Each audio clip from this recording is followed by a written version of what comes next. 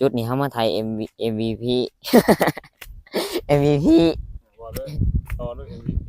ครับสบายดีเนาะมื้อนี้เฮาก็มาถ่ายคลิปหม้องเก่าตอนยังน้อยเฮาเคยมาถ่ายอยู่นี่เทื่อหนึงเนาะเฮามาถ่ายกิน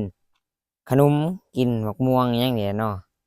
นี่มองนี่แหละนี่แล้วเฮานั่งสิได้นี่เฮานั่งนี่แต่อันนี้เฮามันก็สิมีน้ำเต็มอยู่แถวนี่แต่ผู้มันก็สิมีแมงนะแมงนี่มันก็สิมีปลาอยู่แถวคุ้มนี่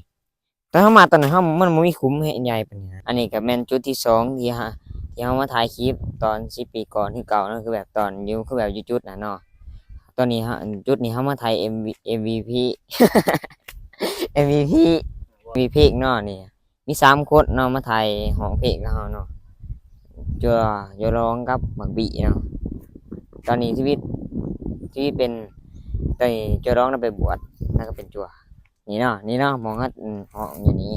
นี่ทางขึ้นไปพูดสะเดาเฮ้ยทางขึ้นไปพระใหญ่